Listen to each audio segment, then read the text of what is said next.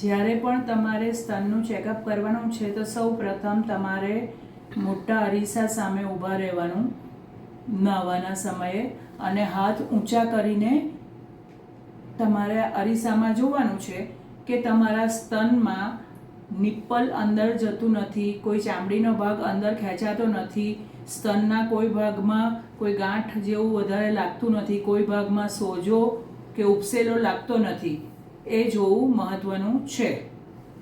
પછી હવે તમારે કઈ રીતે ચેકઅપ કરવું તો પહેલું સમજો કે આ જે અહીંયા દેખાય છે આપણા દરેકને હોય છે એને કહેવાય કોલર બોન.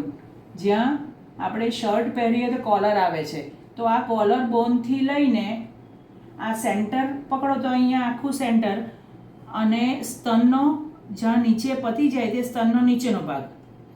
પછી આ હાથ ઊંચો કરવાનો, આ બગલ છે બગલના સેન્ટરમાં જોવાનું, લાઈન દોરવાની. આટલો ભાગ જે છે અહીંયાથી આ તમારા સ્તનનો ભાગ છે.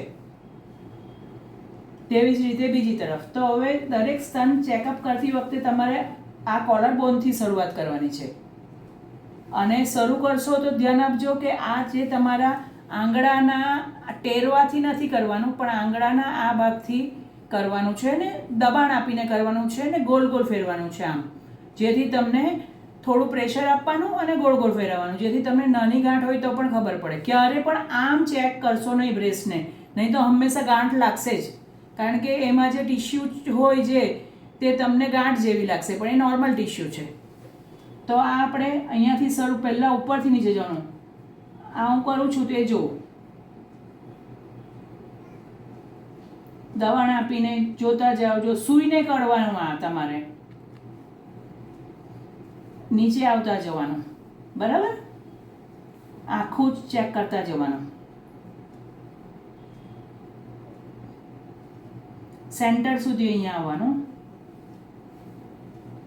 બ્રેસ્ટમાં પણ આખા ભાગમાં બરાબર પ્રેશર આપીને જોઈ લેવાનું.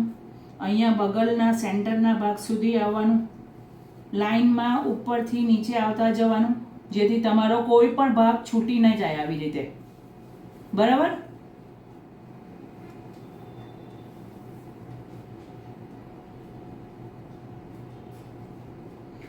એમ કરતા કરતા અહીંયા આખું જ છેલ્લો એનો જ્યાં સ્તનનો ભાગ પતે આ સેન્ટર સુધી ને આ સ્તનનો ભાગ પતે ત્યાર પછી પણ એક આંગળી નીચે સુધી જોઈ લેવાનું. પછી હાથ ઊંચો કરવાનો અને હાથના ઉપર આ બગલમાં અંદર જવાનું, સીધું ઉપર, કે ત્યાં કોઈ ગાંઠ જેવી નથી ને. કારણ કે જ્યારે પણ સ્તનમાં કેન્સરની શરૂઆત થાય તો લસિકા ગ્રંથિ, જેને લિમ્ફ નોડ કહેવાય, તે ત્યાં મોટો થવા માંડે.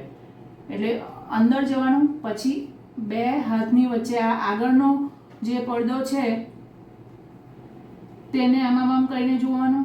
પછી આ પાછળનો ભાગ છે તેને પણ આવી રીતે પાછળ અને આ અંદર નાખીને આમ પાછળથી આમ કરીને જોઈ લેવાનું.